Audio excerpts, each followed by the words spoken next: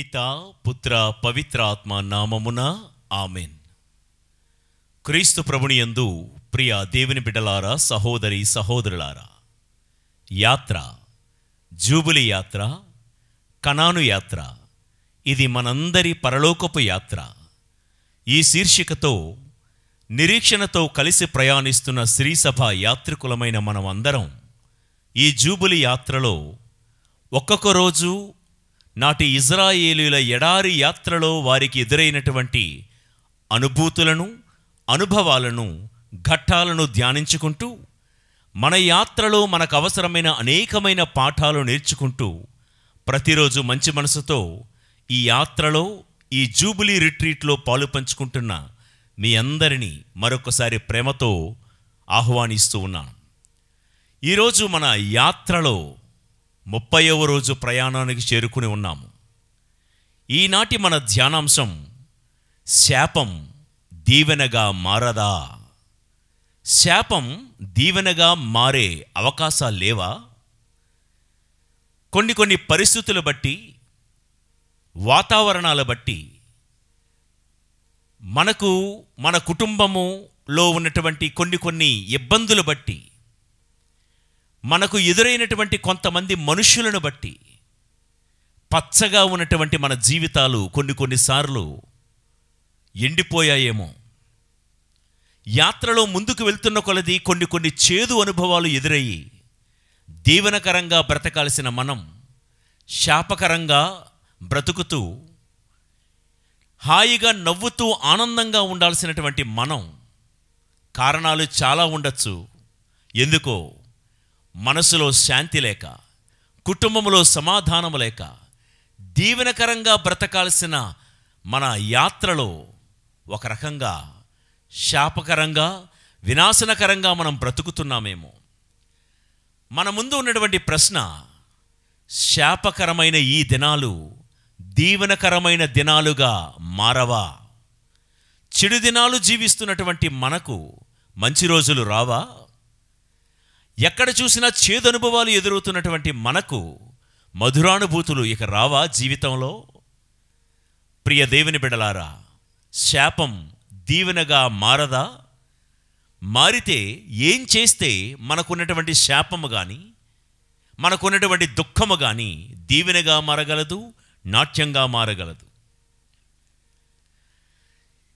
ఇజ్రాయేలీల ఎడారి యాత్రలో 400 సంవత్సరాల పాటు ఐగుప్తు దేశ బానిసత్వంలో బ్రతికిన ఇజ్రాయేలీలు మోషే గారి నాయకత్వంలో ఐగుప్తు దేశంలో ఉన్న రామ్సెస్ పట్టణము నుండి బయలుదేరి సుక్కోతు, ఏతాము, బాల్సెఫోను, పీహహీరోతు, మారా, ఎలీము నుండి సీను అరణ్యములో దోప్కా తర్వాత ఆలూష్, తర్వాత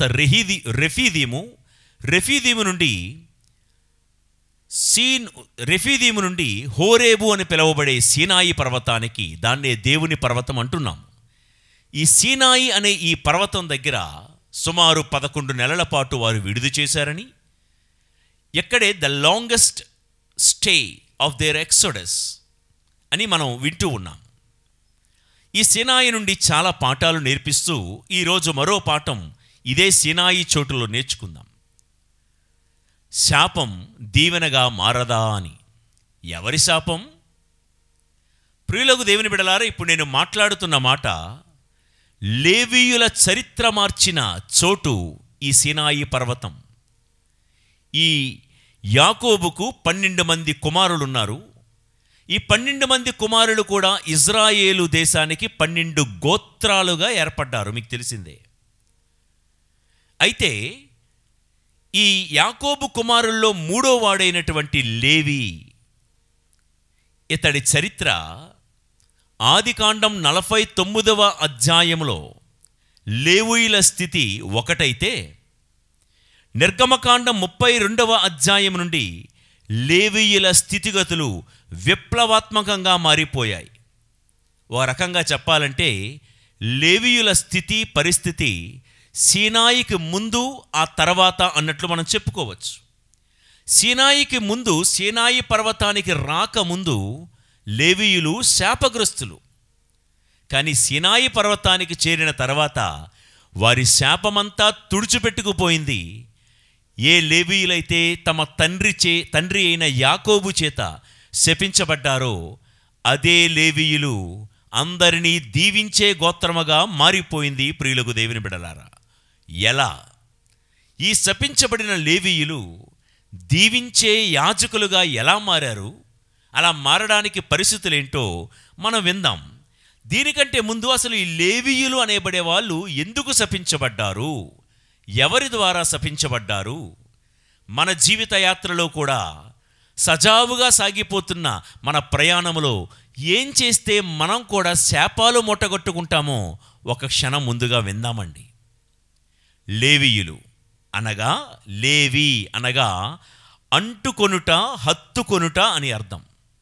లేవి అనగా అంటుకొనుట, హత్తుకొనుట అని అర్థం. జీన్స్ ప్యాంట్స్ ఒక కంపెనీ ఉంది, గుర్తుందా? లెవి అంటారు, కొంతమంది లివాయ్ అంటారు. ఈ లేవి అంటే చర్మానికి బిగుతుగా గట్టిగా అంటి పెట్టుకుని ఉండే జీన్స్ అన్నమాట, టైట్ జీన్స్. ఈ లేవి దగ్గర నుంచే వచ్చి ఉంటుంది ఆ పదం కూడా. లేవి అనగా అంటుకొనుట, హత్తుకొనుట. ఎవరిని అంటుకోవాలి, ఎవరిని అంటుకోవాలని ఇతనికి పేరు పెట్టారు అంటే అసలు ఇతను ఎవరికి పుట్టారు? యాకోబుకు లేయాలకు పుట్టిన 3వ సంతానం ఈయన. మొదటి సంతానం రూబేను, 2వ సంతానం షిమ్యోను, 3వ సంతానం లేవి. ఈ బిడ్డ పుట్టగానే లేయమ్మ అనుకుంది తన తల్లి, ఎప్పటికైనా ఈ బిడ్డ పుట్టినప్పుడైనా, ఈ బిడ్డ పుట్టుకను చూసైనా నా పెనిమిటి నన్ను అంటుకొని ఉంటాడు, నా భర్త నన్నే హత్తుకొని ఉంటాడు. ఎందుకంటే పాపం లేయమ్మను యాకోబు అంతగా ప్రేమించలేదు. యాకోబు ప్రేమించింది రాహేలుని, మీకు తెలుసు. కాబట్టి బిడ్డకు జన్మనిచ్చి ఈ బిడ్డ ముఖం చూసైనా ఎంతవరకు నన్ను ప్రేమించలేని నా భర్త అయిన యాకోబు నన్నే ప్రేమిస్తాడు, నన్నే అంటుకొని ఉంటాడు, నన్నే హత్తుకొని ఉంటాడని ఎంచి తన బిడ్డ 3వ సంతానానికి లేవి అని పేరు పెట్టింది. లేవి అనగా అంటుకొనుట, హత్తుకొనుట. అయితే ఎందుకు శపించబడ్డాడు ఈ లేవి, అది మనం విందాం. ఈ 12 మంది యాకోబు కుమారులకు ఒక్కగానొక్కతే చెల్లె ఉండేది. ఆ చెల్లి పేరు దీనా. ఒకరోజు యాకోబు తన బిడ్డలందరితో కలిసి ప్రయాణం చేస్తున్నాడు. షెకెము అనే ఊరికి వచ్చి అక్కడ కాసేపు ఆగారు. షెకెము అనే ఊరిలో ఆ ఊరి యువరాజు ఈ యాకోబు యొక్క ఒక్కగానొక్క గారాల పట్టి కూతురైన దీనా మీద చూపు పడింది. అంటే ఈ లేవి అనబడేవాడి యొక్క చెల్లెల మీద ఈ షెకెము యువరాజు యొక్క చూపు పడింది.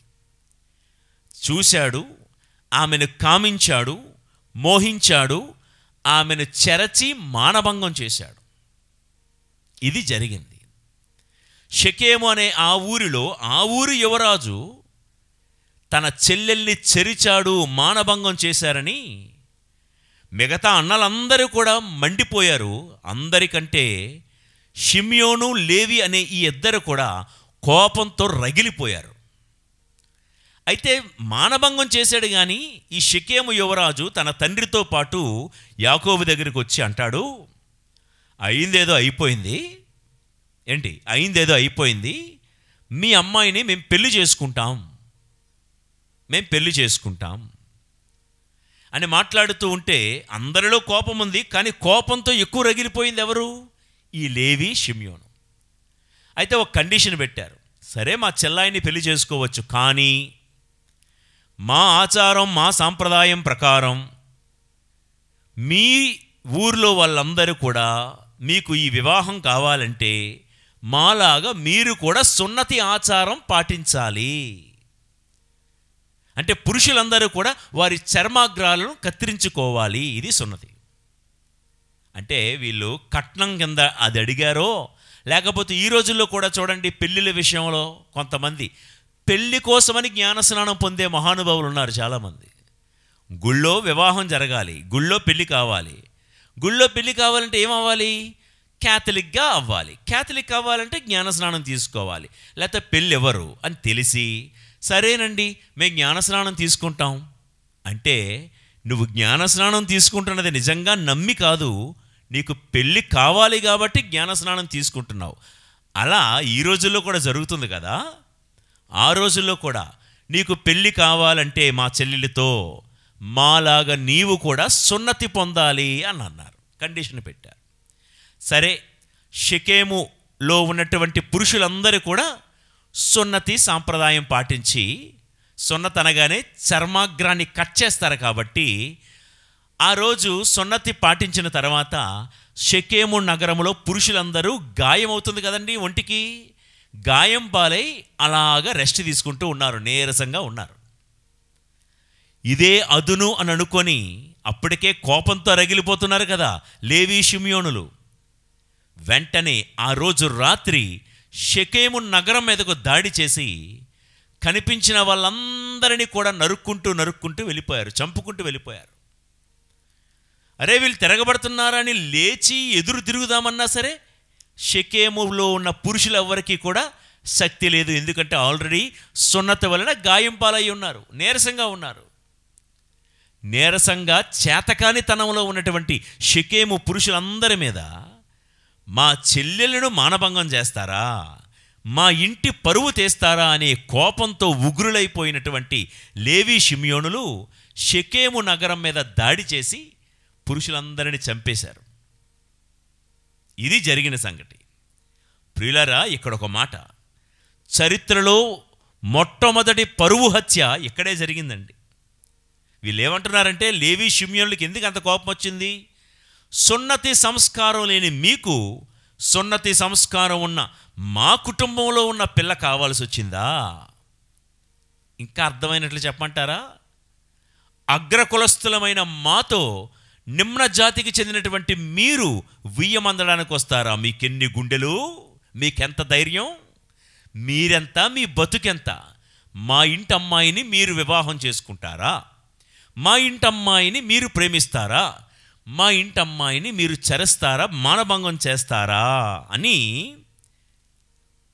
ఒక రకంగా చెప్పాలంటే మన భాషలో అర్థమైనట్లుగా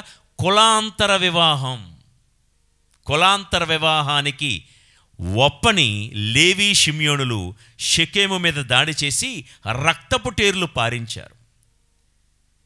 ఈ విషయం విన్నటువంటి యాకోబు, అంటే లేవీ వాళ్ళ తండ్రి, నీతిమంతుడు కదా, తప్పు చేసింది తన కన్న కొడుకులే అయినా శిక్షించాడు మొహమాటం లేకుండా.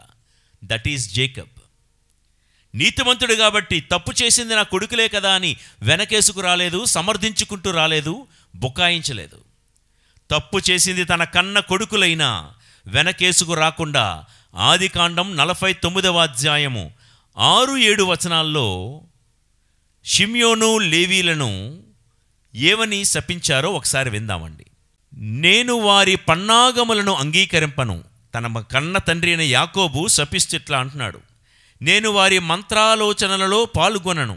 వారు కోపావేశముతో మనుషులను చంపిరి, వారు క్రోధముతో ఎద్దుల గుదికాలి నరములు తెగగొట్టిరి.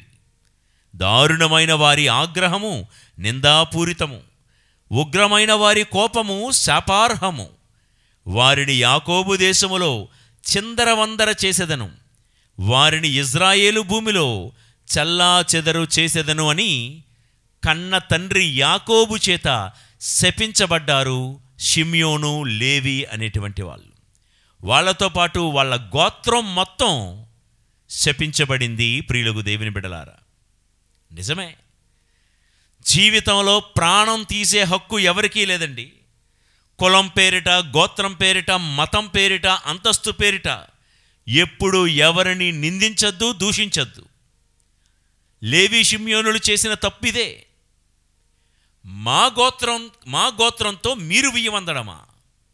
మా సంప్రదాయం, మా సంస్కృతి ఏంటి, మీరేంటి? ప్రియులకు దేవుని బిడ్డలారా, ఇలా కోపానికి ఉగ్రుడైపోయి లేవీ షిమ్యోనులు షెకెము వాసుల ప్రాణాలు తీసేస్తే లేవి శాపానికి గురయ్యాడు. అతడు శాపానికి గురవడానికి కారణం లేవీకి ఉన్నటువంటిది ఏంటంటే మనసులో కుల అహంకారం, జాతి వర్గ అహంకారం, ఇంకా చెప్పాలంటే ధన అహంకారం. ప్రియులకు దేవుని బిడ్డలారా, ఒక రకమైన అహంకారం. మా చెల్లెలికి నీకు కావలసి వచ్చిందా అని కోపంతో ఉగ్రుడైపోయాడు. ప్రియులకు దేవుని బిడ్డలారా, ఎప్పుడు కూడా ఈ కుల అహంకారం, వర్గ అహంకారం, ధన అహంకారం వద్దు. ముఖ్యంగా పెళ్ళిళ్ళ విషయంలో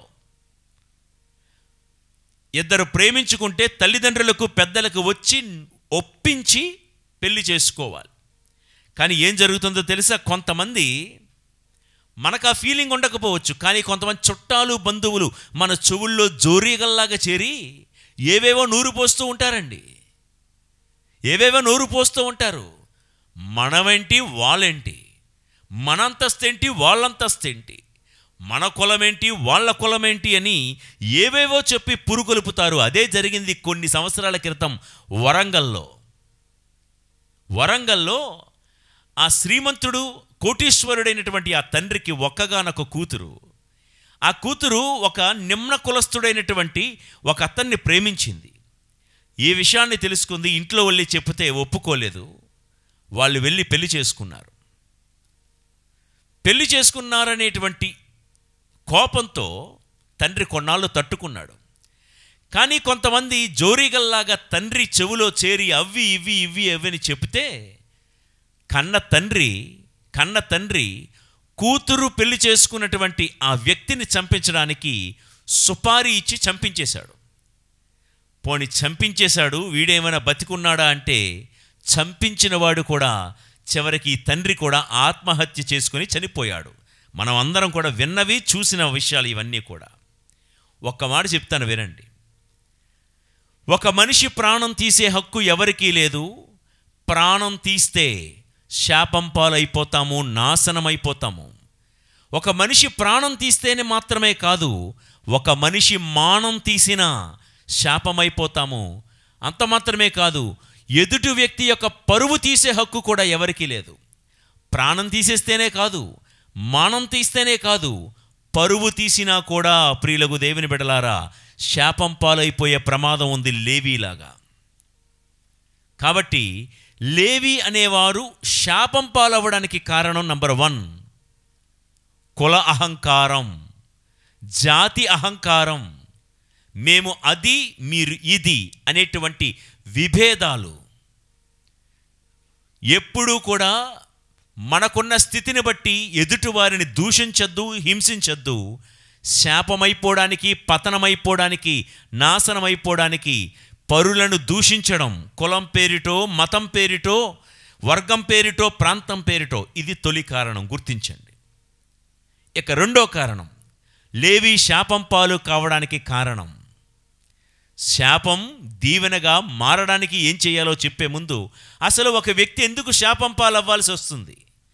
నిరీక్షణ యాత్రికులమైన మనం ఈ యాత్రలో, ఈ జూబిలీ యాత్రలో ఒకవేళ లేవీలాగా దుడుకుతనంతో, ఉడుకుతనంతో, అయిన దానికి కాని దానికి ఇతరులను దూషిస్తూ దీవెన పొందాల్సిన నీవు శాపం పాలవుతున్నావేమో ఒక్కసారి మనం అందరం యోచిద్దామా?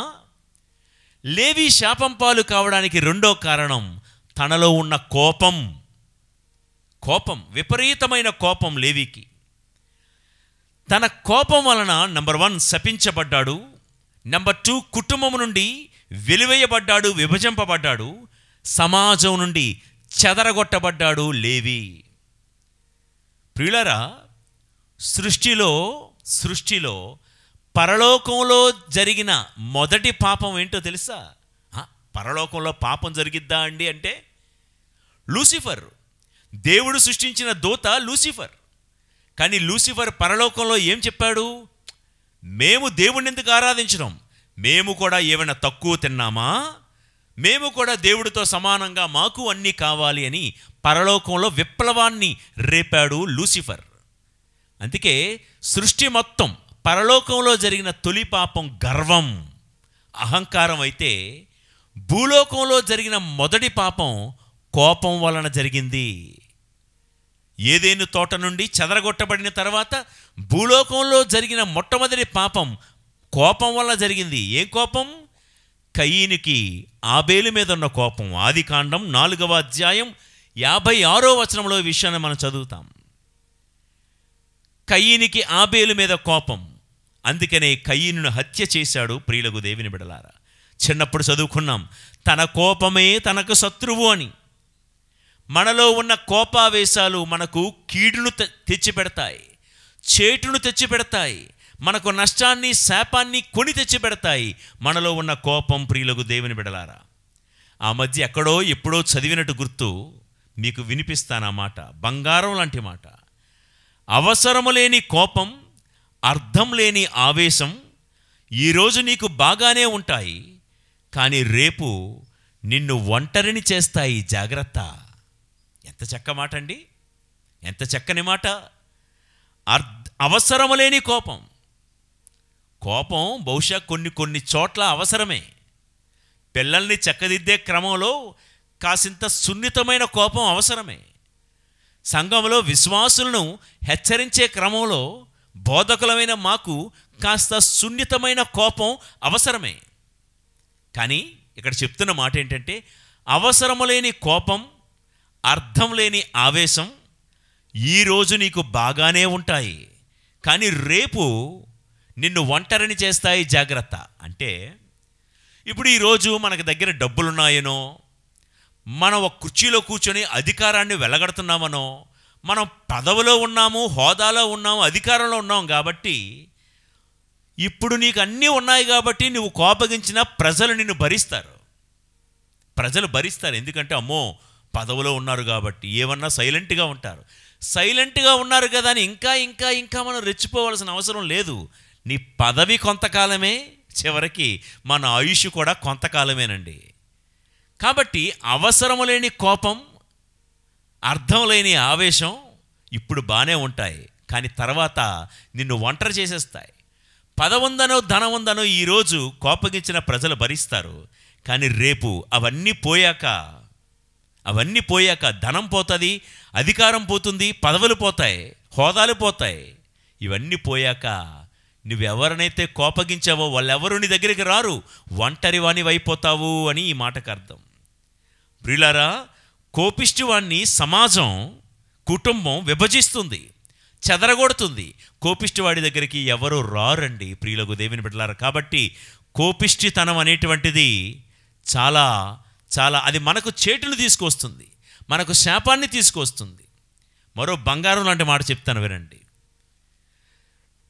నీకు కోపం వచ్చే ఆ ఒక్క క్షణాన్ని ఓపికతో నీవు గెలిస్తే, ఏంటండి, నీకు కోపం వచ్చే ఆ ఒక్క క్షణాన్ని ఓపికతో సహనంతో నీవు జయిస్తే, బాధపడే 1000 క్షణాలను నువ్వు తప్పించుకోవచ్చు.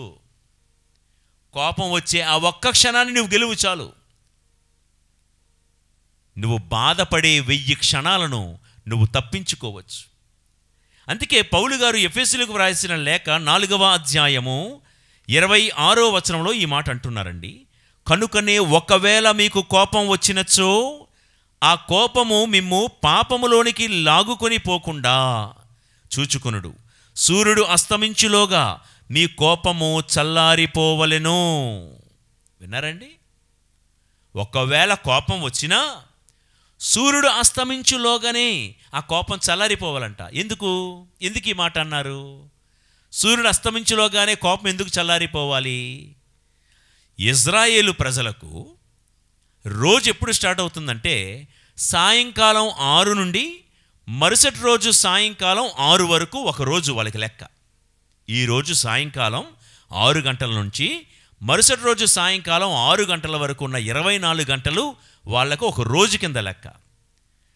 పౌలు గారు ఏం చెప్తున్నారంటే ఆ యోధా ప్రజలకి, సూర్యుడు అస్తమించులోగానే మీ కోపం చల్లారిపోవాలి అంటే ఈరోజు కోపం ఈరోజే మర్చిపోవాలి. కోపంతో ఉంటూ మరలా మరో రోజులోకి, కొత్త రోజులోనికి నువ్వు అడుగు పెట్టద్దు అని అర్థం. సూర్యుడు అస్తమించులోగానే నీ కోపం చల్లారిపోవాలంటే ఈరోజు కోపం వచ్చింది కొన్ని కారణాల వలన, ఈరోజు కోపం ఈ రోజుతోనే అయిపోవాలి. మళ్ళా ఈరోజు కోపంతో రేపటి కొత్త రోజులోనికి నువ్వు అడుగు పెట్టద్దు అని ఈ మాటకు అర్థం. ప్రియులరా, మనుషులంగా మనకి కొన్ని కోపావేశాలు ఉంటాయండి, కొన్ని ఉద్రేకాలు ఉంటాయి. కానీ విశ్వాసులంగా మనుషులంగా కొన్ని కోపాలు ఉంటాయి, ఓకే, ఒప్పుకుందాం. కానీ మనం విశ్వాస యాత్రికులము కదా. విశ్వాసులముగా ఆ రోజే ఆ కోపాన్ని మరిచిపోవాలి, సమాధానపడాలి. We need to get reconciled and ask forgiveness.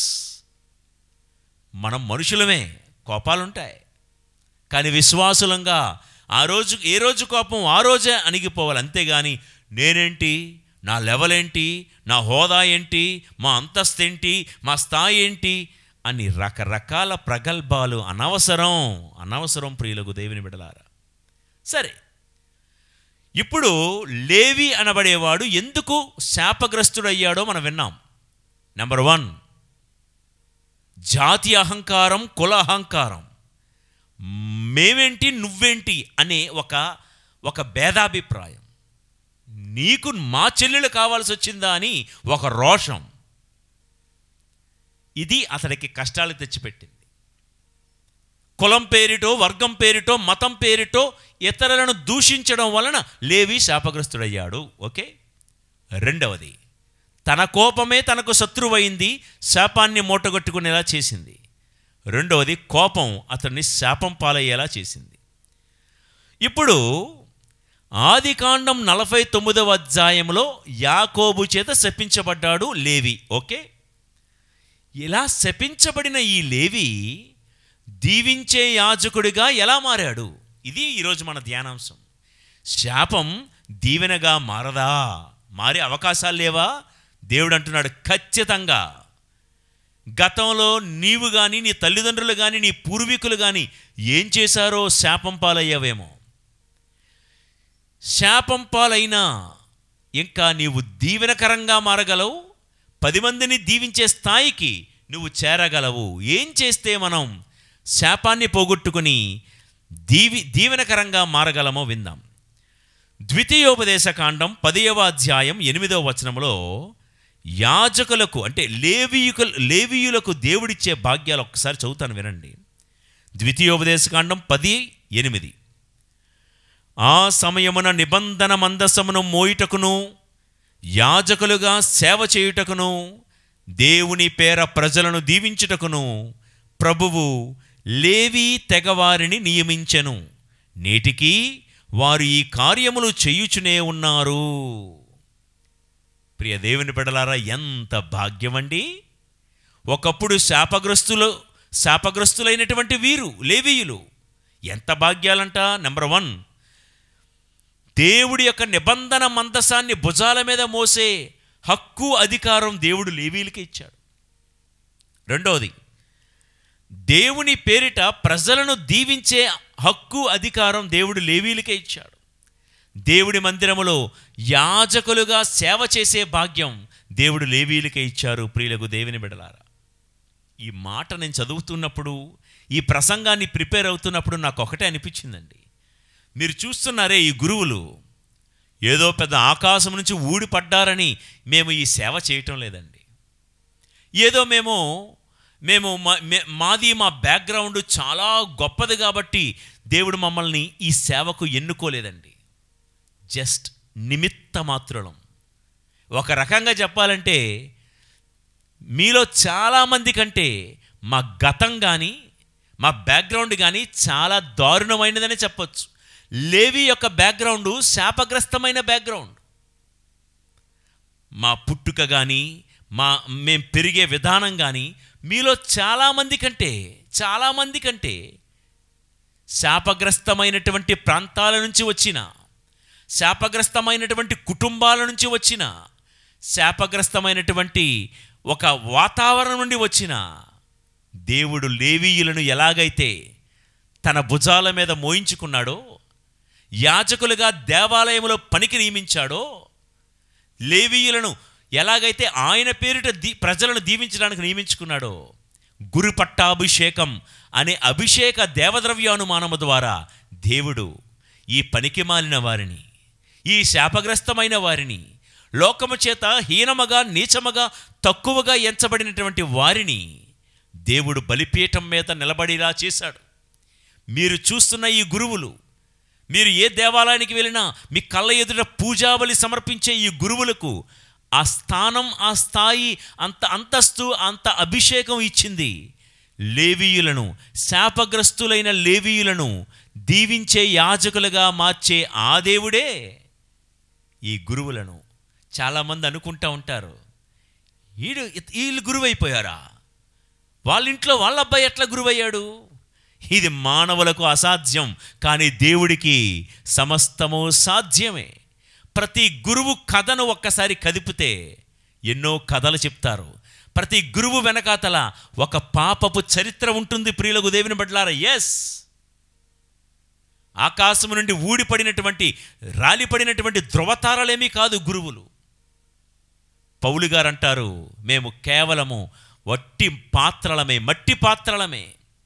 ఈ మట్టి పాత్రల్లో దేవుడు తన ఆధ్యాత్మిక సంపదను పెట్టుకున్నాడు. He has treasured the heavenly treasures in these earthen clay pots. We are nothing, we are nothing.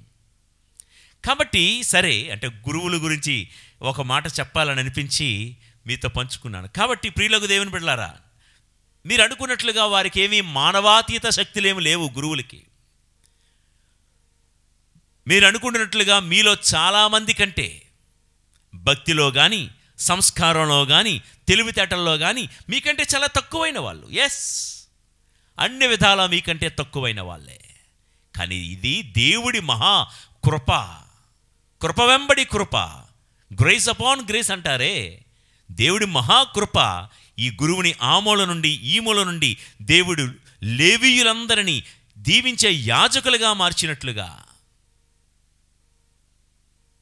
ప్రియులకు దేవుని బిడ్డలారా, అందుకనే గురువు చేసే ప్రార్థన ఏంటో తెలుసా అండి? గురువు మౌనంగా ప్రజలకు వినిపించకుండా చేసే ప్రార్థన పూజాబలిలో, ప్రభువా, ఆ ప్రజలను అడిగే మాట, సహోదరి సహోదరులారా, నేను మీరు కలిసి సమర్పించే ఈ పూజాబలి ఆ తండ్రి అయిన దేవునకు అంగీకారయోగ్యమగినట్లు ప్రార్థించండి. ఎందుకంటే ఈ గురువు ఈజ్ నాట్ వర్ది. నా గతమంతా శాపగ్రస్తమై ఉండొచ్చు. ప్రజలారా, నా కోసం ప్రార్థించండి అంటే మీరందరూ ఏం ప్రార్థన చేస్తారో తెలుసా?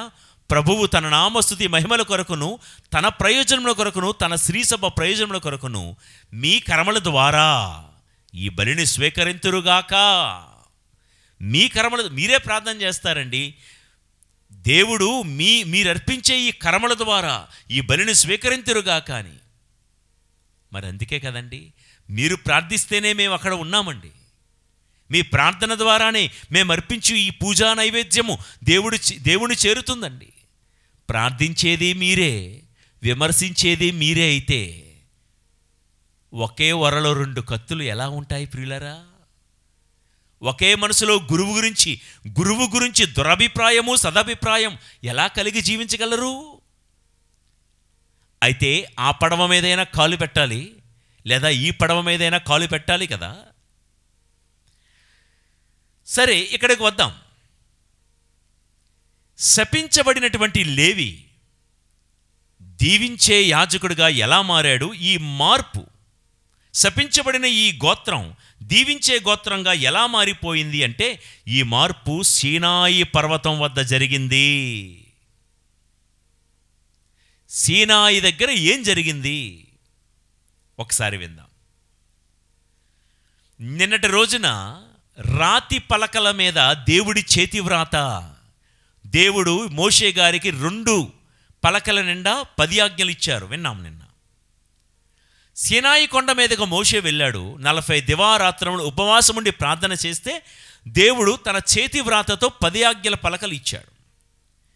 ఈలోగా మీ అందరికీ తెలుసు, సీనాయి కొండ కింద ఉన్నటువంటి ఇజ్రాయేలు ప్రజలందరూ అహరోను మీద ఒత్తిడి తీసుకుని వచ్చారు.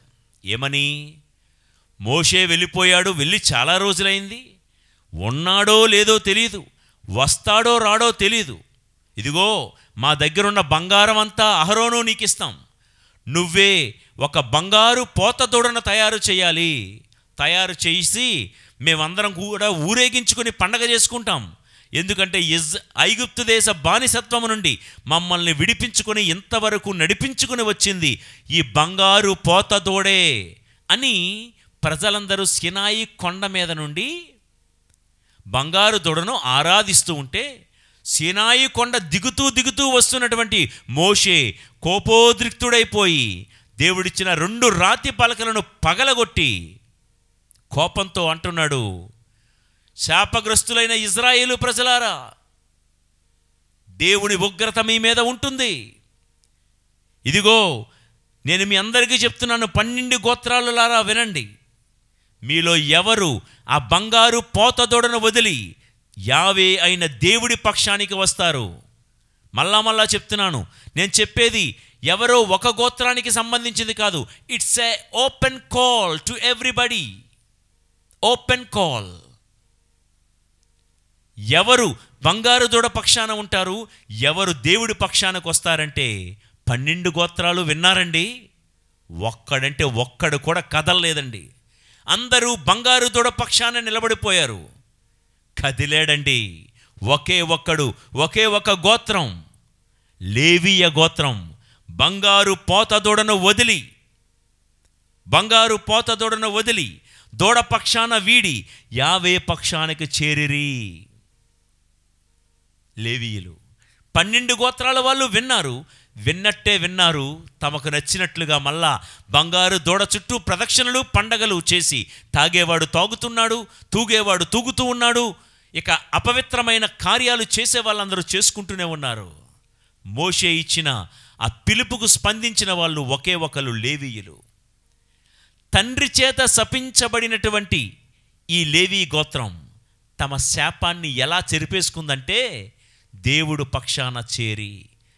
సరే, దేవుడి పక్షాన చేరి ఏం చేశారంటే, వారు అప్పుడు అక్కడ జరిగింది ఏంటంటే, మోషే లేవీయులతో చెప్తాడు, మీరు బంగారు దూడ పక్షాన్ని వదిలిపెట్టి దేవుడి పక్షాన చేరారు కనుక మీరు ఒక పని చేయండి.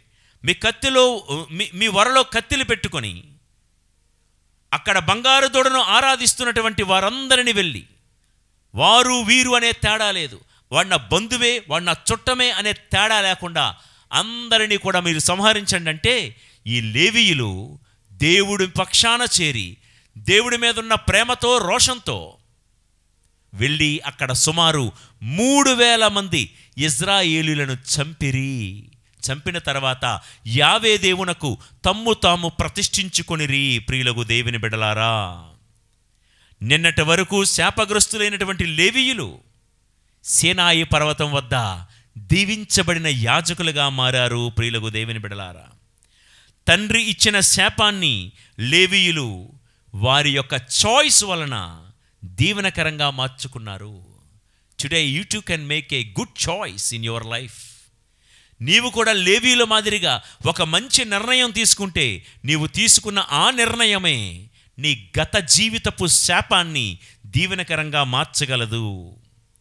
ప్రియులారా, యాకోబు అనేవాడు తన బిడ్డ అయిన లేవీని శపించాడు. నేను మిమ్మల్ని అడుగుతా, మీ తల్లిదండ్రులు మీకేమిచ్చారు? ఒకవేళ మీ తల్లిదండ్రులు కూడా మీకు పేదరికం అనే శాపాన్ని ఇచ్చారేమో, ఆ కుటుంబం గురించి ఒక బ్యాడ్ నేమ్, ఒక చెడ్డ పేరు అనే దాన్ని శాపంగా ఇచ్చారేమో, తరతరాల శాపాన్ని మీకు వారసత్వంగా ఇచ్చారేమో. నేను ఒక శుభవార్త చెప్పాలనుకుంటున్నాను ఈరోజు. తరతరాలుగా వస్తున్న శాపపు కాడిని కూడా విరగొట్టగల ఏకైక సమర్థుడు మనం ఆరాధించే దేవుడు క్రీస్తు ప్రభువు. ప్రియులకు దేవుని బిడ్డలారా, నిర్గమకాండం 32వ అధ్యాయము 26వ వచనం నుంచి కొన్ని మాటలు చదువుకుందాం. కనుక మోషే శిబిర ద్వారం వద్ద నిలిచుండి, ప్రభువు పక్షమును అవలంబించు వారెవరో నా యొద్దకు రండు అని కేకబెట్టాను. వెంటనే లేవీయులందరూ అతని చుట్టూ గుమిగూడిరి. మోషే వారితో, ఇజ్రాయేలు దేవుడైన ప్రభువు ఆజ్ఞ ఇది, మీలో ప్రతివాడు తన కత్తిని నడుమునకు కట్టుకొని శిబిరములో ద్వారము నుండి ద్వారమునకు కదిలిపోండు. మీ సోదరులను, చెలికానిని, ఇరుగు పొరుగు వారిని చంపివేయుడు అనెను. లేవీయులు మోషే ఆజ్ఞాపించినట్లే చేసిరి. నాడు ఇశ్రాయేలీయులలో 3,000 మంది చచ్చిరి. మోషే వారితో, మీ కుమారులను సోదరులను చంపి ఈనాడు మిమ్మును మీరే ప్రభువు కైంకర్యమునకై యాజకులనుగా సమర్పించుకొంటిరి. కనుక నేడు మీకు ప్రభువు దీవెన లభించును అనెను. ఇంతవరకు నేను చెప్పిందంతా ఈ ఒక్క మాటలోనే ఉంది. ప్రియులకు దేవుని బిడ్డలారా, మోషే పిలవగా లేవీయులు వచ్చి యావే పక్షాన చేరారు. యావే పక్షాన చేరడం మాత్రమే కాదు, కత్తిని పట్టి మొహమాటం లేకుండా విగ్రహారాధన చేస్తున్న 3,000 మందిని చంపిరి. వాక్యమనే కత్తితో చంపడం అంటే చంపేయడం కాదండి, వాక్యమనే కత్తితో వారి యొక్క విగ్రహారాధనను ఖండించడం. తర్వాత మనం ఆ విషయం ధ్యానం చేద్దాం. ప్రియులారా, ఈ కార్యం వలన లేవీయులు ఏం సంపాదించుకున్నారో తెలుసా? 400 సంవత్సరాలుగా శాపాన్ని అనుభవిస్తున్నా సీనాయి వద్ద ఆ శాపం దీవెనగా మారిపోయింది. శాపం దీవెనగా మారదా? ఎందుకు మారదు? మన జీవితంలో ఎన్నాళ్ళ నుండో కన్నీటి అనుభవాలు, చేదు అనుభవాలు, తరతరాలుగా వచ్చే ప్రతి శాపపు కన్నీటి అనుభవాలను మనం అనుభవిస్తున్నామా? తరతరాలుగా వచ్చే ప్రతి శాపపు కాడిని విరగొట్టగల సమర్థుడు ఈ యాత్రలో మనల్ని నడిపించే దేవాది దేవుడు. ప్రియులారా, ఈ జూబిలీ యాత్రలో నిరీక్షణ యాత్రికులమైన మనం ఒకవేళ లేవీయుల వలె మనము కూడా మన పూర్వుల యొక్క శాపపు కాడిని మోస్తున్నామేమో, ఎవరో చేసిన తప్పుకు శిక్ష నీవు అనుభవిస్తూ నడుస్తూ ఉన్నావేమో యాత్రలో. శుభవార్త చెప్పమంటావా? ఏ కన్నీటి లోయల గుండా యాత్రలో నడుస్తున్నావో, ఏ చేదు అనుభవాల గుండా ఈ శ్రీ సభలో నిరీక్షణ యాత్రికుడిగా నడుస్తూ ఉన్నావో, ప్రియులకు దేవుని బిడ్డలారా, ఒకవేళ నిరీక్షణతో కలిసి ప్రయాణించే ఈ శ్రీ సభ యాత్రలో నీకు గతంలో నుండి నిన్ను వెంబడిస్తున్నటువంటి, నిన్ను వెంటాడుతున్నటువంటి నీ కష్టాలను, నీ బాధలను తలంచుకొని, నాకెందుకు, నాలాంటి వారిని దేవుడు ఎందుకు సృష్టించారు, నాలాంటి వారికే ఎందుకు ఈ బాధలు వస్తున్నాయి, నాలాంటి దేవుడు సృష్టించకపోయినా బాగుండేది, ప్రభువా నన్ను ఎప్పుడు తీసుకుపోతావయ్యా అని నీ చావును నీవే కోరుకుంటూ, నీ శాపాన్ని తలంచుకుంటూ, కుమిలిపోతూ, కృంగిపోతూ, 10 మందితో కలిసి నడవాలి కదా అని నడుస్తున్నావా యాత్రలో? 10 మందితో కలిసి ఏదో బ్రతకాలి కదా అని బ్రతుకుతున్నావా ఈ యాత్రలో? ఒక్క మాట చెప్పనే, లేవి వెయ్యగలిగిన అడుగులు నీవు వెయ్యగలిగితే, లేవి వెయ్యగలిగిన అడుగులు నీవు కూడా వెయ్యగలిగితే ఈ యాత్రలో, అది ఎన్నాళ్ళ బట్టి వేధిస్తున్న శాపమైనా దేవుడు శాపపు కాడిని వెరగొట్టగలడు. He can transform every curse into a blessing. కాబట్టి లేవి వేసే అడుగులు మనం కూడా వేద్దాం. అడుగులు ఏంటో ఒక్కొక్కటిగా మనం ధ్యానించుకుందాం. నేను ఈ విషయాలు చెప్పి ఈరోజు ధ్యానాంశాన్ని ముగిద్దాం. ఎంతవరకు ఏం మాట్లాడాం? శాపం దీవెనగా మారదా? లేవీయుడు శాపాన్ని మూటగొట్టుకున్నాడు. తన తండ్రి అయిన యాకోబే శపించాడు. ఎందుకు? కుల అహంకారం, ధన అహంకారం, జాతి అహంకారం వలన, పరులను దూషించడం వలన, పరులను హింసించడం వలన, ఇతరులను హత్య చేయడం వలన శాపం కట్టుకున్నాడు. రెండోది, తన కోపమే తనకు శత్రువైంది, అందుకే శాపాన్ని మూటగట్టుకున్నాడు. ఈ శాపాన్ని ఎలా మార్చుకున్నాడయ్యా అంటే, సీనాయి వద్ద తరతరాలుగా వస్తున్న తన శాపం దీవెనకరంగా మారిపోయింది. అలా మారాలంటే ఈ లేవీయుడు వేసే అడుగులు మనం కూడా వేస్తే మన శాపపు కాడి కూడా విరిగిపోతుందన్న ఆశతో ఈ మాటలు విందాం. అసలు లేవీయుడు చేసిన కార్యాలు ఏమిటి? నంబర్ 1,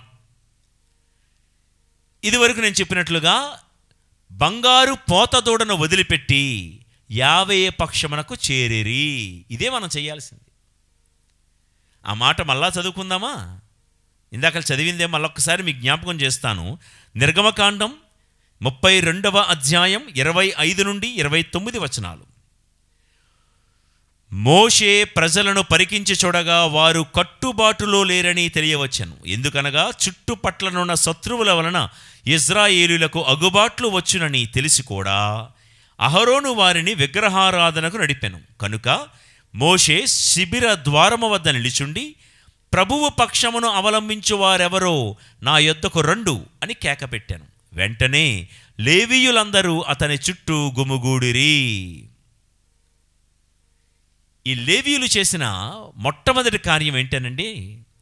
బంగారు దూడను వదిలిపెట్టి దేవుడి పక్షాన చేరడం. అంటే అటువైపు ఉన్న విచ్చలవిడితనాన్ని వదిలిపెట్టి, అటువైపు ఉన్న లోకపు పోకడలను వదిలిపెట్టి, అటువైపు జరుగుతున్న శారీరక వాంఛలను, హేయమైన నీచమైన కార్యాలను వదిలిపెట్టి ఓ క్రమబద్ధమైన జీవితాన్ని జీవించి దేవుడి పక్షాన వచ్చి చేరారండి. ఇంతే.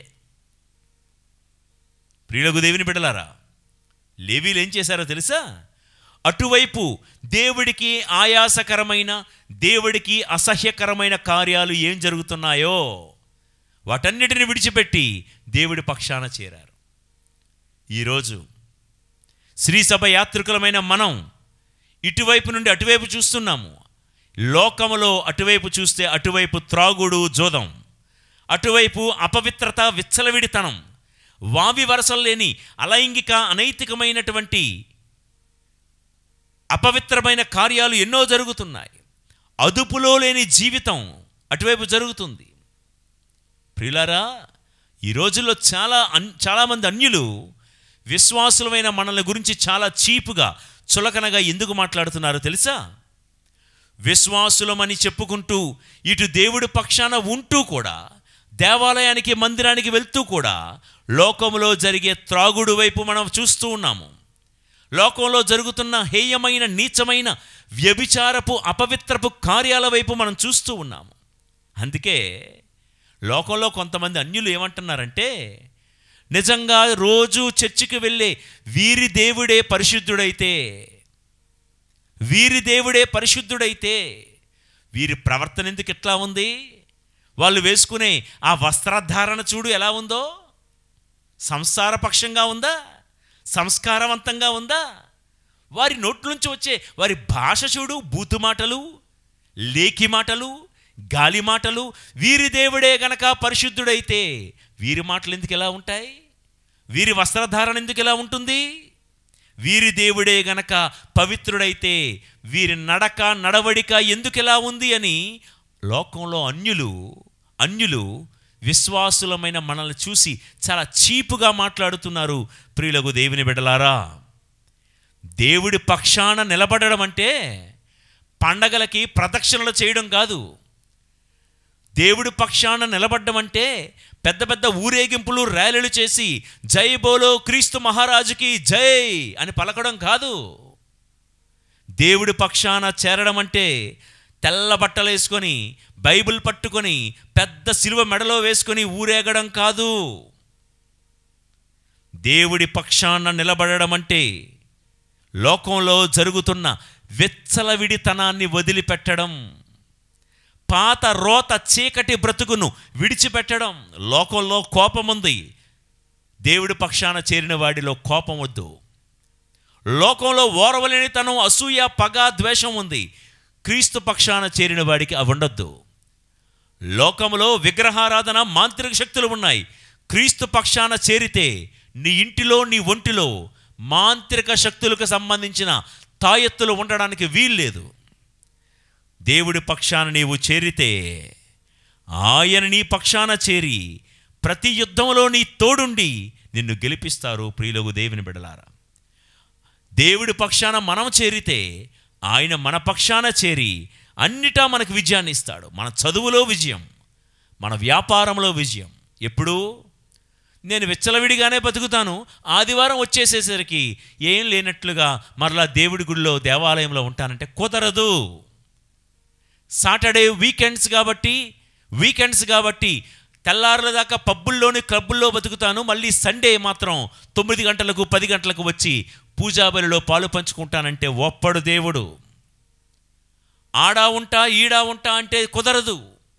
ఏ వ్యక్తియు 2 యజమానులను సేవింపజాలడు.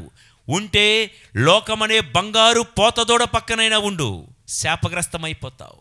లేదా ఆ విచ్చలవిడితనాన్ని వదిలిపెట్టి క్రీస్తు పక్షానికి, దేవుడి పక్షానికి చేరాలి. యెషయా గ్రంథం 26వ అధ్యాయం, యెషయా గ్రంథం 26వ అధ్యాయం 12వ వచనము. ప్రభూ, నీవు మాకు శాంతి దయచేయుదువు, మా క్రియలకు తగిన ప్రతిఫలము వసగుదువు. ఏంటట? ఎంత చేసుకున్నోడికి అంతే మహాదేవా అని ఒక సామెత ఉంది. మా క్రియలకు తగిన ప్రతిఫలాన్ని వసగే దేవుడు ఆయన. నువ్వు లోకం పక్షాన ఉంటే ప్రభు ఏం చేయగలరు? ఆయన నీ పక్షానికి ఎలాగొస్తారు? మనము ఆయన పక్షాన చేరితే ఆయన కూడా మన పక్షాన నిలబడతారు. అందుకనే మన క్రియలకు తగిన ప్రతిఫలమే దేవుడిస్తాడు. అటుంటే అటు, ఆయన వైపు ఉంటే అందుకు తగిన ప్రతిఫలం కూడా దేవుడు ఇస్తారు. కీర్తనల గ్రంథం 20వ కీర్తన 7వ వచనం మనందరికీ తెలుసు కదా. కొందరు రథములను నమ్ముదురు, మరికొందరు గుర్రములను నమ్ముదురు, కానీ మేము మాత్రము ప్రభువైన దేవుని మాత్రమే నమ్ముదుము. ఎంత చక్కటి మాట అండి. కొందరు లోకములో ఉన్న అవి ఇవి నమ్ముతారు. లోకంలో ఉన్న కులాలు నమ్మేవారు కొంతమంది, లోకంలో ఉన్న ఆ ధనాన్ని నమ్ముకునే వాళ్ళు కొంతమంది, లోకంలో ఉన్న పదవులు అధికారాలు నమ్ముకునే కొంతమంది. కానీ మేము మాత్రము, చెప్పండి, మేము మాత్రము ప్రభువైన యావేను మాత్రమే నమ్ముదము. మరొక మాట, పౌలు గారు తిమోతికి వ్రాసిన 2వ లేఖ 4వ అధ్యాయము 17వ వచనము. సువార్త ప్రబోధము నా వలన సంపూర్తి ఎగుటకును, అన్యజనులందరూ దానిని వినగలుగుటకును ప్రభువు నాకు తోడు నిలిచి, విన్నారా? ప్రభువు నాకు అంటే నా పక్షాన నిలిచి శక్తి నొసగెను కనుక సింహము నోటి నుండి నేను రక్షింపబడి తిని. ప్రియులారా, దేవుడి పక్షాన ఒక్కసారి వచ్చి చేరు. లోకంలో ఉన్నవన్నీ వదిలిపెట్టు. లోకంలో ఉన్న ఆ ఆకర్షణలు, ఆ యొక్క పాపపు క్రియలు, ఆ అసహ్యకరమైన క్రియలు అన్నీ వదిలిపెట్టి దేవుడి పక్షానికి ఒక్కసారి వస్తే, మన పక్షాన ఎవరున్నా లేకున్నా దేవుడొక్కరు మన పక్షాన చేరి అడుగడుగున మనల్ని బలపరుచుకుంటూ వెళ్తూ ఉంటాడు ఆయన. ఈ నిరీక్షణ యాత్రలో మన వారంటూ మనకు పక్కన ఎవరు లేకపోయినా నీ పక్షాన దేవుడు నిలబడతాడు. నీవెప్పుడైతే ఆయన పక్షాన నిలబడతావో, ఆయన మన పక్కనుంటే చాలు, అడుగడుగున మనల్ని బలపరుస్తూ మన లక్ష్యానికి, పరలోక కణానికి ఆయన మనల్ని చేరుస్తారు. ప్రియులారా, దేవుడు మన పక్షాన ఉంటే నీ అన్ని యుద్ధాల్లో నిన్ను గెలిపిస్తారు. మన అన్ని ప్రయత్నాల్లో ఆయన మనల్ని గెలిపిస్తారు. అన్నిటా మనల్ని బలపరుస్తారు. పౌలు గారు అన్నట్లుగా సింహపు నోటి నుండి మనల్ని తప్పిస్తారు, పరలోకానికి చేరుస్తారు. ఓకే, లేవీలు చేసిన మొట్టమొదటి పని ఏంటంటే ఆ పక్షమును వీడి ఈ పక్షానికి వచ్చారు. విచ్చలవిడితనాన్ని వదిలి ప్రభు పక్షానికి వచ్చి చేరారు. లోకములో ఉన్న హేయమైన కార్యాలు వీడి భక్తి, ప్రార్థన, వాక్యము పక్షాన చేరారు. ప్రియులకు దేవుని బిడ్డలారా, సింపుల్గా చెప్పంటారండి, ఇంట్లో సీరియల్ అవుతుంది, లేకపోతే ఐపీఎల్ క్రికెట్ మ్యాచ్ జరుగుతుంది, లేకపోతే ఇంకో మంచి ఎంటర్టైన్మెంట్ సినిమా, మంచి సినిమా, కొత్త సినిమా మీకు అక్కడ నెట్లో మీరు పెట్టారు. ఈ మధ్య ఉన్నాయి కదా నెట్ఫ్లిక్స్లు వగేరా, అది జరుగుతూ ఉంది.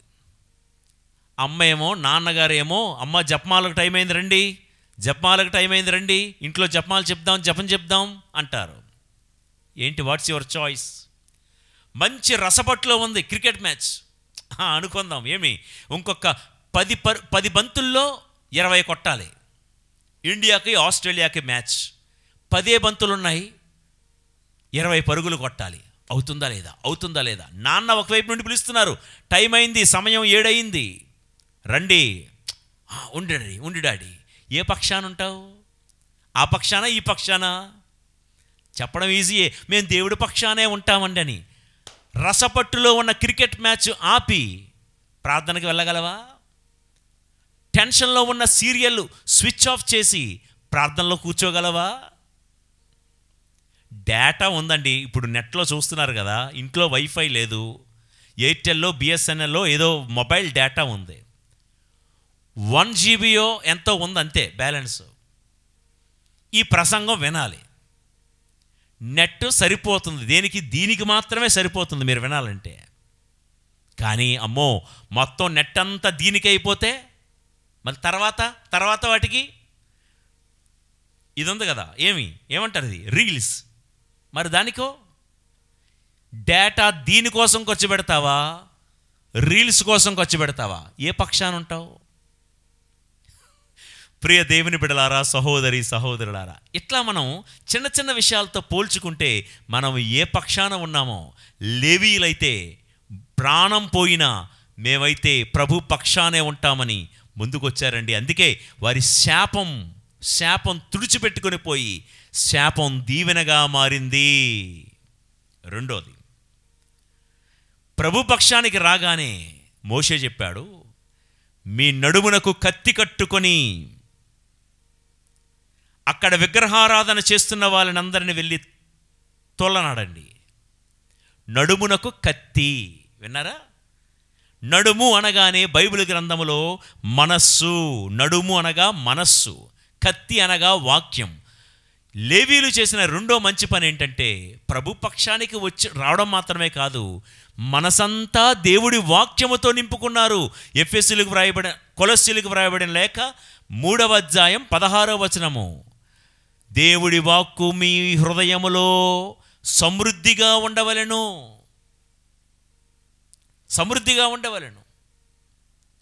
లేవీలు ఏదో వచ్చి చోద్యం చూస్తున్నట్లుగా దేవుడి పక్షాన నిలబడి ఇలా ఉండి, చూసారా కొంతమంది గుళ్ళో నిలబడి వెళ్ళిపోతారు.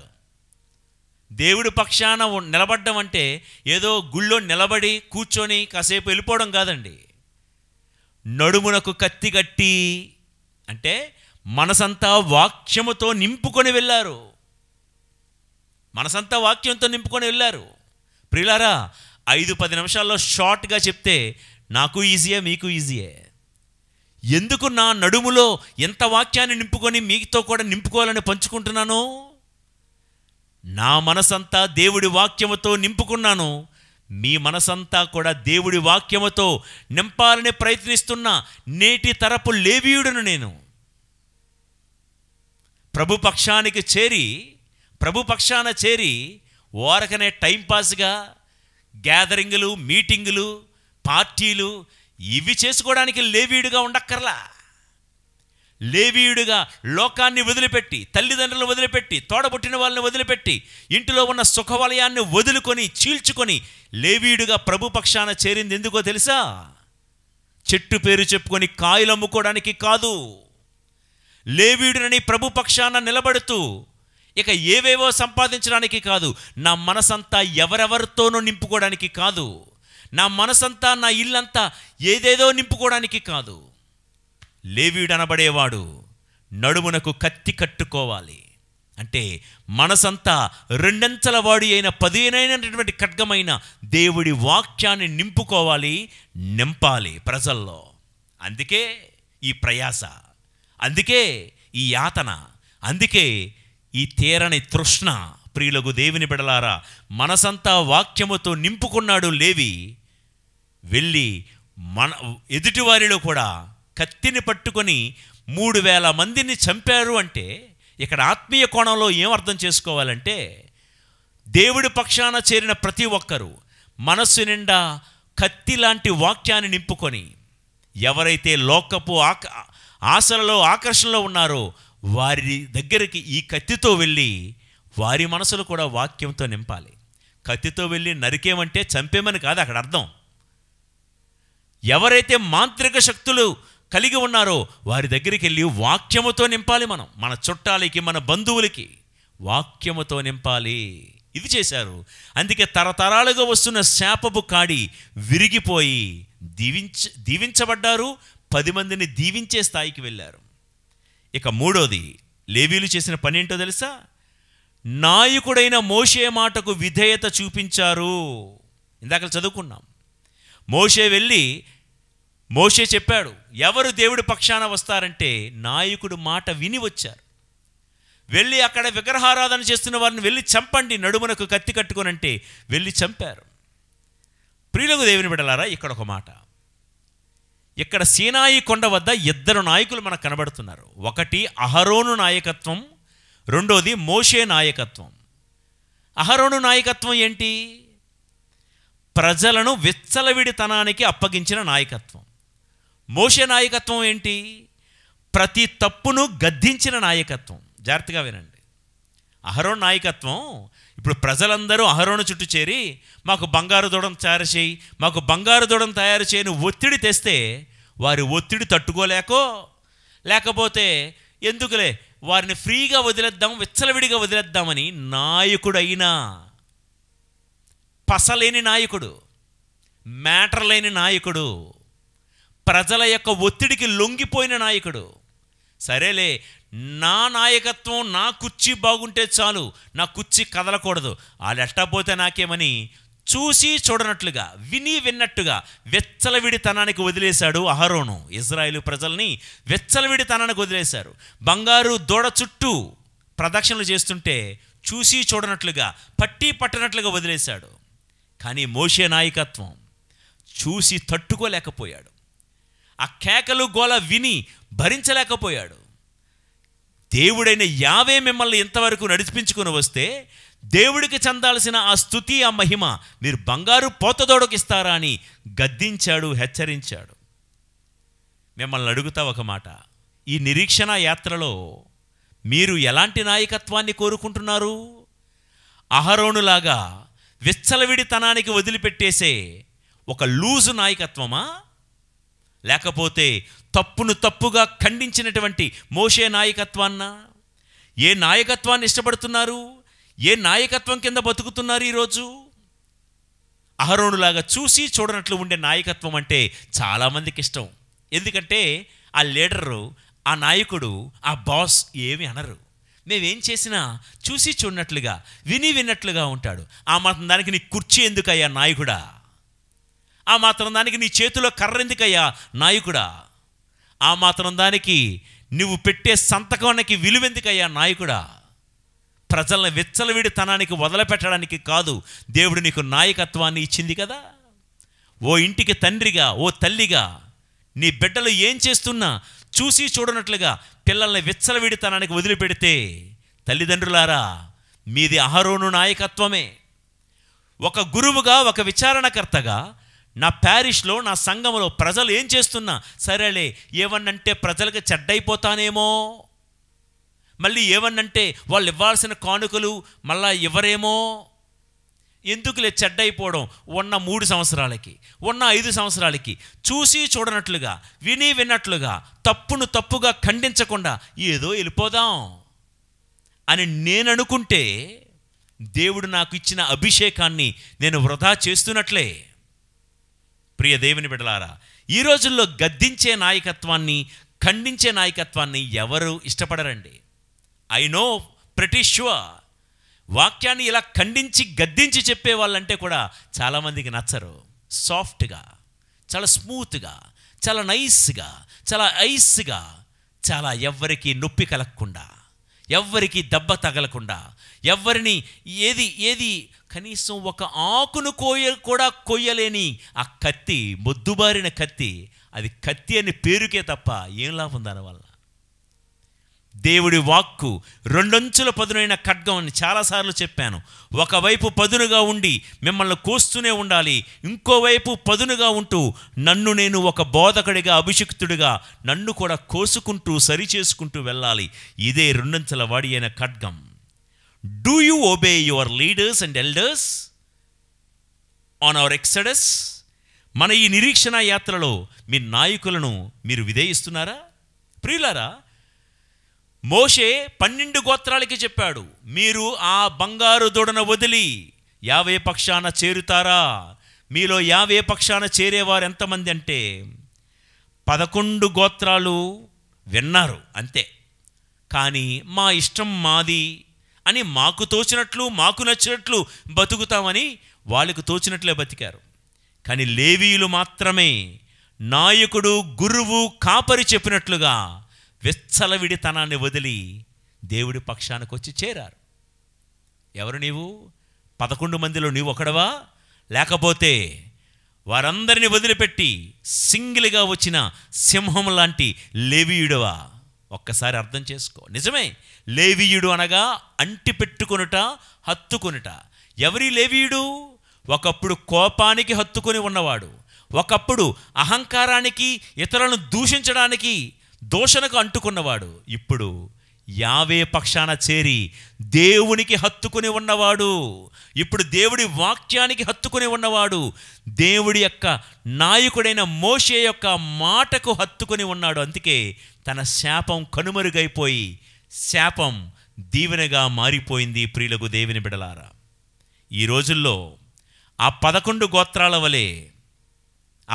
గోత్రాల వలె చాలామంది నాయకుడైన మోషే చెప్తున్నా విన్నా వినిపించలేనట్లే బతికారు వాళ్ళు. చాలామంది గురువులు ఎంతో చెప్తూ ఉంటారు. శ్రీసభ సత్యోపదేశం ఎన్నో మనకు చెప్తూనే ఉంటుంది. ఉదాహరణకి ఆదివారములోనూ అప్పు పండుగల్లోనూ శరీర కష్టమైన పనులు చేయకుండా నిండు పూజలో పాల్గొందువుగాక. ఓకే, నిండు పూజ శ్రీసభ చెప్తుంది, గురువులు చెప్తారు, ఇదిగో మనకు 6:30కే పూజ అవ్వాలి, ప్లీజ్ కమ్ ఆన్ టైం. మోషేలాగా గురువు చెప్తానే ఉంటాడు. ఎంతమంది టైంకి పూజకు వచ్చేది? టైంకి గురువులు పీఠం ఎక్కుతున్నారా లేదా అన్నదే అది వేరే సంగతి. అది కూడా కొన్ని ప్రాంతాల్లో లేదని మీలాంటి వాళ్ళు చెప్తా ఉన్నారు. సరే, దేవుడు వారిని మందలించునుగాక.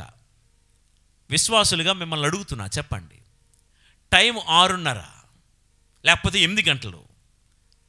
గురువు మోషే స్థానంలో ఉండి సమయానికి రండి అని చెప్తూ ఉంటే 11 మంది గోత్రీయులు విన్నారే కానీ తమకు నచ్చినట్లే, తమకు తోచినట్లే, నచ్చిన టైంకే వస్తారు కొంతమంది, తమకు తోచిన టైంకే వస్తారు కొంతమంది.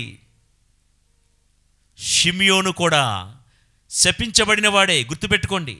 లేవీతో పాటు షిమియోను కూడా యాకోబు గారి చేత శపించబడిన వాడే. మోషే పిలిస్తే లేవీతో పాటు షిమియోను కూడా వచ్చేస్తే బాగుండేది. కానీ ఈ 11 మంది గోత్రీయుల్లో షిమియోను కూడా ఉండిపోయాడు.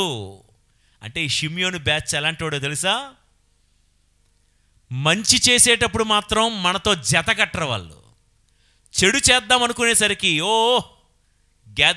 గ్యాదరింగులు. ఈ షిమియోను ఎలాంటివాడు అంటేనండి, చాలా ఇంట్రెస్టింగ్ క్యారెక్టర్ వీడు. షిమియోను లేవి కోప్పడినప్పుడు లేవీతో జత కట్టేశాడు. అంటే ఎక్కడ చెడ్డ ఉంటే అక్కడికి వెళ్ళిపోతూ ఉంటాడన్నమాట ఈ షిమియోను.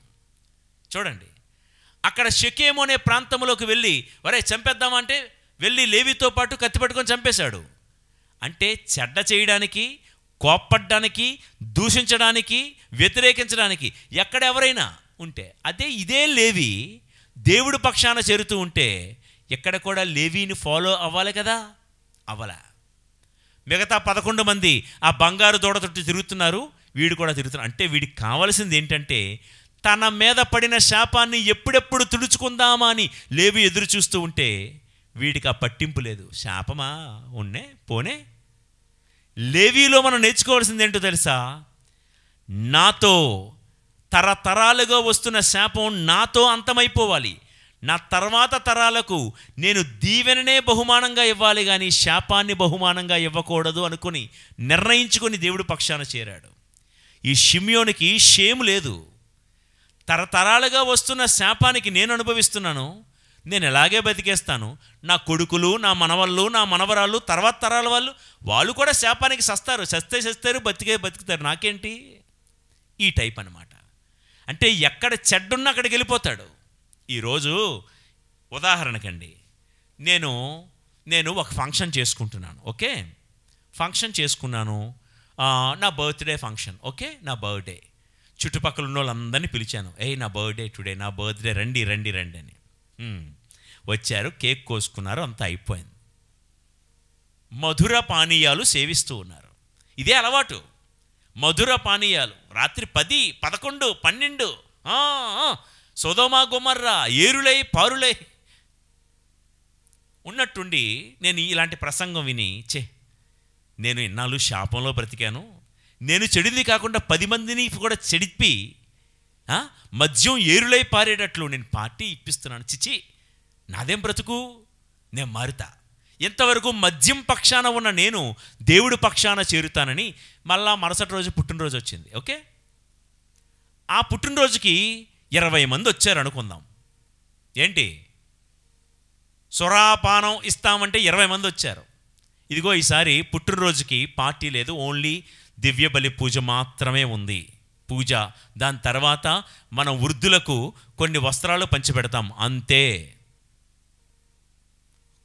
ఇట్టాంటికి రారు. ఏమి, ఇక్కడ ప్రార్థన ఉంది, ఇక్కడ వాక్కు పరిచర్య ఉంది, కేవలం అదే. సురాపానాలు లేవు అంటే అక్కడికి ఎవడు రాడు. ఎవరు వీళ్ళెవరు చెప్పాను కదా ఇప్పుడు. ఎవరు ఇతను? షిమ్యోను. నీ దగ్గర చెడ్డున్నంతసేపు అక్కడికి వెళ్తారు. ఓకే, నువ్వు మారిపోయావా లేవీళ్ళలాగా, ఇంకా చెడ్డ ఎక్కడుందో అక్కడికి వెళ్తారు. వాడు మారిపోయాడా, చెడ్డను వెతుక్కుంటూ వెళ్ళడమే వీళ్ళు పని. తరతరాలుగా శాపపు కంపులో ఉంటారు, శాపపు కాడి ఏ రోజు విరగొట్టుకోరు. ప్రియులకు దేవుని బిడ్డలారా, Simeon still remain to be in the curse. కానీ లేవి మాత్రం తను తీసుకున్న మంచి నిర్ణయం వలన హీ గాట్ ట్రాన్స్ఫర్మేషన్ వచ్చింది, మార్పు పొందాడు. ప్రియులారా, చివరిగా ఒక మాట, నీ భవిష్యత్తు నీ చేతి గీతల్లో రాతల్లో లేదు. మీ భవిష్యత్తు పంజరములో ఉన్న చిలక పలుకుల్లో లేదు. మీ భవిష్యత్తు గగనాల్లో ఉన్నటువంటి నక్షత్ర రాసుల్లో లేదు. మీ భవిష్యత్తు చేతికి పెట్టుకునే రంగురాళ్లలో లేదు. మీ భవిష్యత్తు మీ తలరాతల్లో అంతకంటే లేదు. నీవు తీసుకున్న మంచి నిర్ణయం వలనే, the right decision will transform your life. మన దేవుడు ఎవరో తెలుసా? నీ తలరాతను కూడా తలక్రిందులు చేయగల సమర్థుడు మన దేవుడు. 17 ఏళ్ల వయసులో దానియేలు బాబిలోను దేశానికి బానిసగా వెళ్ళాడండి. ఒక మంచి నిర్ణయం తీసుకున్నాడు. దానియేలు గ్రంథం 1వ అధ్యాయము 8వ వచనంలో ఏంటది?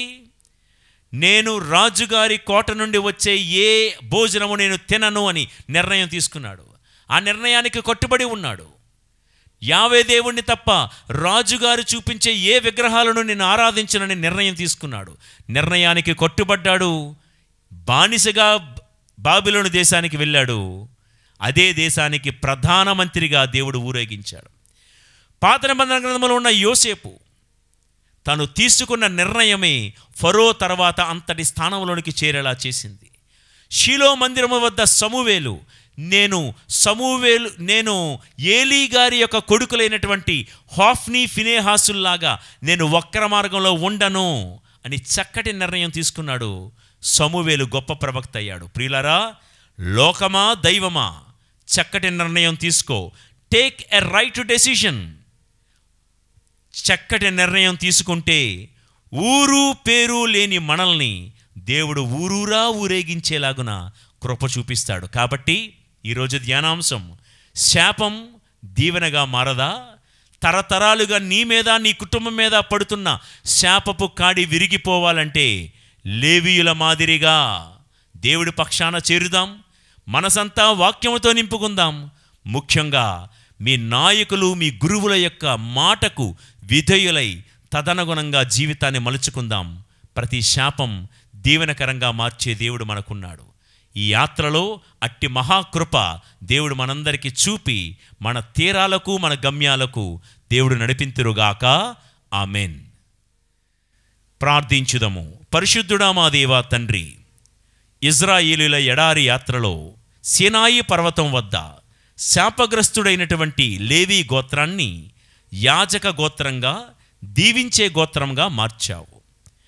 ఏ లేవీయుడైతే అందరి చేత శపించబడ్డాడో అదే లేవీయుడు అందరినీ దీవించేలాగున నీవు దీవించావు. దేవా, మా యాత్రలో ఏ శాపాన్ని మూటగట్టుకుని మేము ప్రయాణాన్ని కొనసాగిస్తున్నామో దేవా, నీ కృపావస్త్రము లేవీయుడి మీద ఉంచినట్లే మా మీద కూడా ఉంచండి. మేము లోకం పక్షం మీద కాకుండా, లోక పక్షాన జీవించకుండా మీ పక్షాన చేరి మా మనసంతా నీ వాక్యాన్ని మాత్రమే నింపుకొని మా మీద ఉంచబడిన ప్రతి శాపపు కాడిని మేము విరగ్గొట్టుకొని మేము కూడా దీవెనకరముగా మారే అనుగ్రహాన్ని మాకు ప్రసాదించమని, తరతరాలుగా మా మీద మా కుటుంబం మీద ఉంచబడినటువంటి శాపపు ముద్ర తొలగిపోయి దీవెనకరమైన ముద్రను మేమందరము పొందే కృపను మాకు దయచేయమని మా నాథుడైన యేసు పవిత్ర నామములో ఈ మనవి చేయుచున్నాము తండ్రి. ఆమెన్. ప్రభువు మీతో ఉందురుగాక. మీ ఆత్మతోనూ ఉండునుగాక. సర్వశక్తిగల సర్వేశ్వరుడు పితా పుత్ర